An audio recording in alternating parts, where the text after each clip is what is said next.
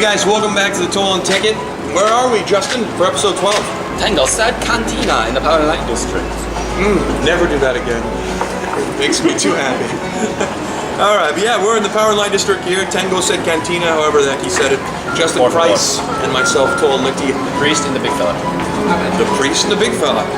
And for the third round of the Tolan Ticket, ticket number 3, we're talking about the opposite draft. A draft strategy that's been perfected, frowned upon, kind of screwed up a lot actually. It's had various reviews.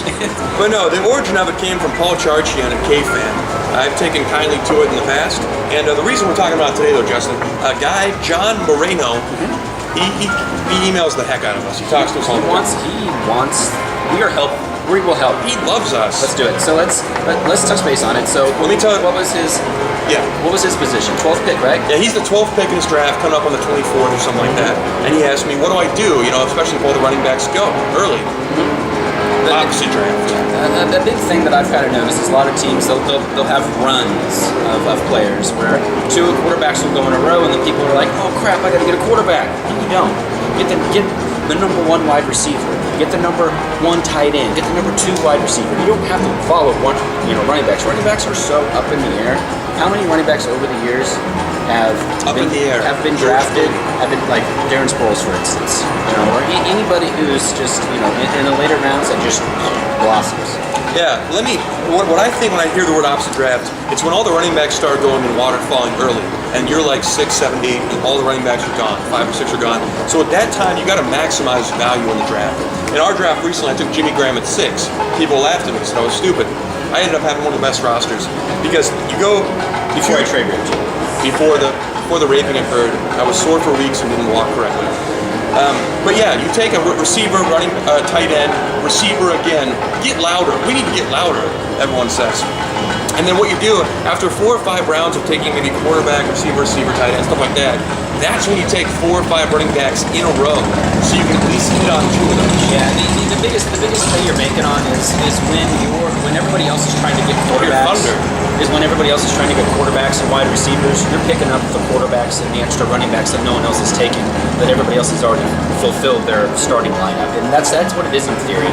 You get the best available wide receivers, everybody else is catching up to get any wide receivers, and you just jump in and get any running back possible. Like Tolan said, 5 straight running backs, you're going to hit on at least 2. Boom. And it doesn't have to be 5, you can do 4 sometimes, but still, because if you've got your quarterback set, 2 receivers set, and then maybe a tight end set, you got the 4 best of the positions right there. Then you can just go 5 running backs in a row and have some fun. Come on. So John, that's what we're telling you to do. So, but here, one more thing though, actually. If people do start taking Graham, take a bunch of receivers, and don't go running back heavy, then don't do this, because you want to maximize value. If Eddie Lacy falls to you at 12, you're not taking a receiver, you're taking Eddie Lacy. That's what happened to me in our league. I picked up Eddie Lacy at 10.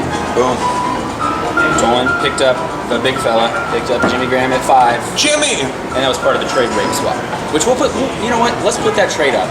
Let's put the trade up and where they got drafted. Put the trade right here. Yeah, and where they got drafted, and we'll see how the fans could rate it. I think it was a very fair trade because we're both going to double up. I think we'll both benefit from it. Yeah. But the best part of the opposite draft is the point of it is basically to make sure you don't do what everybody else is doing. Exactly. And you can't be afraid. You can't say, oh no, they've all got 2 great running backs, I have nothing. Don't be afraid because you're better everywhere else. You will have the top 4. Like one year I had Demaryius Thomas, Brandon Marshall, he was super I hope freaky, this was last year. And AJ Green. No, it was last year. That was 2 years ago. I had all 3 of those running backs. Number 1, 2, and 3 in the league. Whichever year that was when they finished 1, 2, and 3 in the league. That's a stacked team right there. I think that pretty much handles the opposite draft. I think we're pretty much good on that. Yep. John, I hope that helps you. And we'll be right back for the 4th ticket today. The 4th ticket will be coming up. 4 score.